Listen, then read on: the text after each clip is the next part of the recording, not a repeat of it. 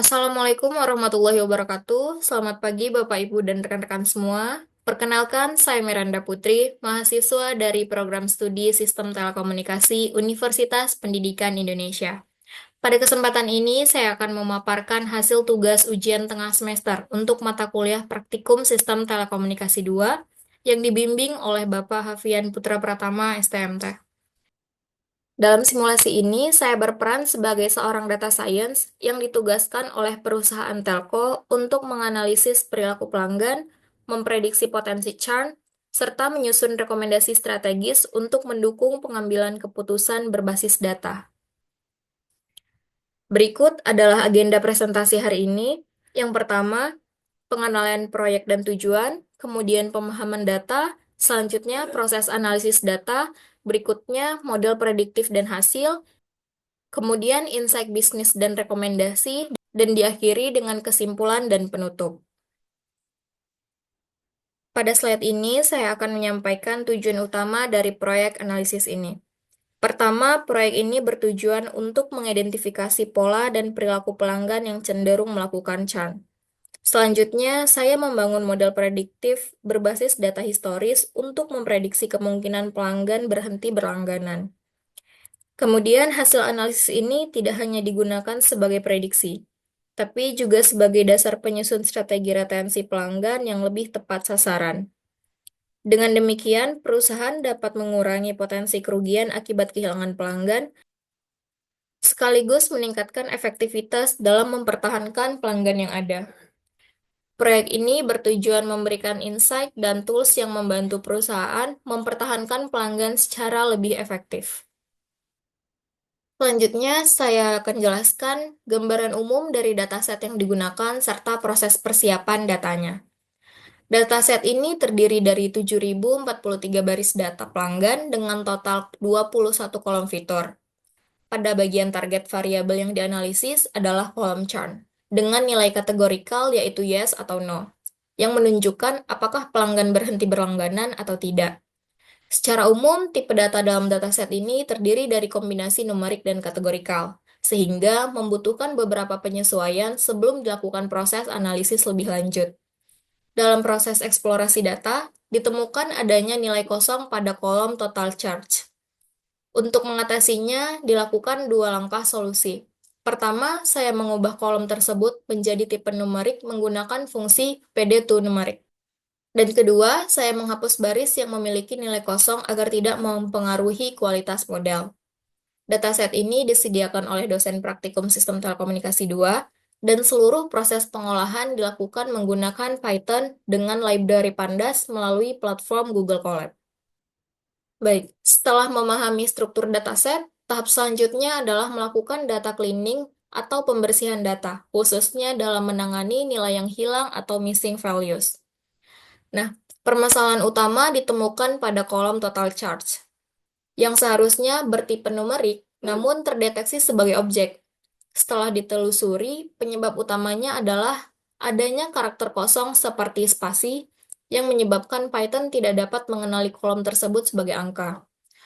Kemudian, melalui perintah df_total_charge_is_null.sum, ditemukan terdapat 11 baris data yang kosong. Nah, ini tentu harus ditangani agar tidak mengganggu proses analisis dan modeling selanjutnya. Solusi yang digunakan ada dua tahap, di mana yang pertama, saya mengkonversi kolom total charges ke numerik menggunakan fungsi pd2numeric. Pada proses ini, saya menambahkan parameter errors sama dengan gorge, agar Python otomatis mengubah data yang tidak bisa dikonversi menjadi none. Kedua, baris-baris yang mengandung none tersebut kemudian dihapus menggunakan df_drop_na atau in place sama dengan true. Nah, agar dataset nantinya benar-benar bersih. Secara teknis, proses ini penting untuk memastikan bahwa data yang digunakan benar-benar valid dan layak untuk dianalisis, serta mencegah error saat proses training model. Setelah dilakukan deteksi nilai kosong, hasilnya divisualisasikan untuk mendapatkan gambaran yang lebih jelas. Seperti yang terlihat pada grafik batang di sebelah kanan, hanya kolom total charges yang memiliki missing value, yaitu sebanyak 11 baris. Ini juga dikonfirmasi dari hasil eksekusi kode Python pada sampingnya dengan menggunakan fungsi dfTotalCharges.isNull.sum. Dengan visualisasi ini membantu saya mengidentifikasi kolom mana yang perlu dibersihkan, agar tidak mengganggu proses modeling di tahap selanjutnya. Pada tahap ini, saya memastikan data yang digunakan benar-benar bersih dan siap untuk diproses lebih lanjut. Setelah saya menangani nilai kosong pada total charges yang awalnya terbaca sebagai objek, akibatnya adanya karakter kosong. Nah, nilai tersebut dikonversi ke numerik menggunakan Pareto numerik. Kemudian, saya hapus baris-baris yang mengandung missing values. Nah, selanjutnya saya melakukan encoding terhadap fitur-fitur kategorikal agar dapat dibaca oleh model. Nah, terakhir saya menggunakan metode SMOT atau Synthetic Minority Oversampling Technique untuk mengatasi ketidakseimbangan pada variabel target churn, agar model tidak bias dan mampu mengenali pola secara lebih adil. Dengan langkah ini, data sudah siap untuk memasuki tahap pemodelan. Nah, pada visualisasi ini saya menampilkan distribusi kelas pada variabel target, yaitu churn. Seperti yang terlihat, jumlah pelanggan yang tidak melakukan churn jauh lebih banyak dibandingkan dengan yang churn. Ini menunjukkan bahwa dataset ini memiliki klasifikasi yang tidak seimbang, yang jika hal ini dibiarkan, maka dapat menyebabkan model lebih cenderung memprediksi kelas mayoritas. Oleh karena itu, visualisasi ini menjadi dasar pengambilan keputusan untuk menerapkan metode SMOT sebelumnya. Oleh karena itu, visualisasi ini menjadi dasar pengambilan keputusan untuk menerapkan metode SMOT pada tahap processing sebelumnya. Dengan begitu, saya dapat memastikan model dapat belajar secara seimbang dari dua kelas, baik pelanggan yang tetap maupun yang churn. Visualisasi distribusi kelas ini juga penting untuk memberikan gambaran awal kepada tim bisnis mengenai skala churn yang terjadi. Pada tahap ini, saya membangun model prediksi churn menggunakan algoritma Random Forest Classifier. Pemilihan algoritma ini saya dasarkan pada kemampuannya dalam menangani data yang kompleks serta kemampuannya untuk menangani fitur kategorikal dan numerik sekaligus. Sebelum proses pelatihan model, saya membagi dataset menjadi data latih dan data uji dengan perbandingan 80:20. Setelah model dasar terbentuk, saya lanjutkan dengan proses hyperparameter tuning menggunakan Grid Search CV untuk mencari kombinasi parameter terbaik yang menghasilkan performa optimal nantinya. Selama proses tuning, parameter yang saya uji antara jumlah pohon, kedalaman maksimum pohon, dan jumlah fitur dipertimbangkan saat pembentukan split. Hasil tuning ini digunakan untuk membangun model akhir yang akan dievaluasi untuk proses selanjutnya. Nah, setelah model selesai dilatih, saya melakukan evaluasi menggunakan metrik Confusion Matrix. Dari hasil evaluasi, model random forest yang telah dituning berhasil mencapai akurasi sebesar 84,31% pada data uji. Confusion matrix ini menunjukkan bahwa model cukup andal dalam memprediksi dua kelas, baik pelanggan yang bertahan maupun yang churn.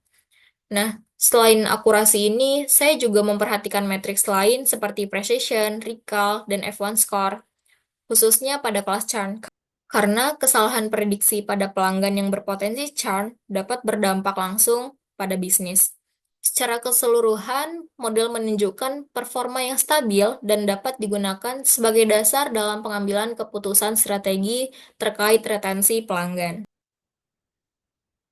Nah, berdasarkan hasil analisis data dan pemodelan yang telah saya lakukan, terdapat beberapa insight penting yang dapat dijadikan sebagai dasar pengambilan keputusan bisnis.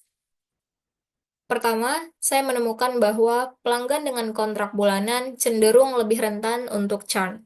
Oleh karena itu, saya merekomendasikan agar perusahaan menawarkan promo spesial untuk mendorong pelanggan mengupgrade ke kontrak tahunan, guna meningkatkan loyalitas pelanggan. Kedua, pelanggan yang menggunakan layanan tech support dan device protection cenderung bertahan lebih lama. Hal ini dapat dimanfaatkan sebagai nilai jual utama dalam strategi retensi pelanggan, misalnya melalui bundling fitur tambahan. Ketiga, Churn juga lebih tinggi terjadi pada pelanggan yang tergolong baru. Ini ditandai dengan tenure dan total change yang rendah. Untuk mengatasi hal ini, perusahaan perlu membangun pengalaman onboarding yang engaging, terutama di 3 bulan pertama langganan. Insight berikutnya adalah pembayaran melalui electronic check. Ini dapat mendominasi pada pelanggan yang churn. Maka dari itu, perlu adanya edukasi dan dorongan penggunaan auto payment, seperti debit otomatis, guna meningkatkan kenyamanan pelanggan. Terakhir, saya menemukan bahwa pengguna fiber optik justru memiliki tingkat churn yang lebih tinggi dibandingkan pengguna DSL. Ini mengindikasikan adanya potensi masalah pada persepsi layanan. Oleh karena itu, evaluasi kualitas layanan dan customer service untuk pengguna fiber optik menjadi hal yang penting untuk segera dilakukan. Insight ini diperoleh melalui analisis data pelanggan dengan fokus pada jumlah variabel utama, antara lain seperti kontrak, tenure, total charge, tech support, device protection, pay method, dan internet service. Yang ini terbukti memiliki pengaruh terhadap tingkat churn. Berdasarkan keseluruhan proses analisis dan pemodelan yang telah dilakukan, saya menyimpulkan beberapa poin penting. Pertama, model random forest memberikan hasil prediksi terbaik dengan akurasi sebesar 84,31%.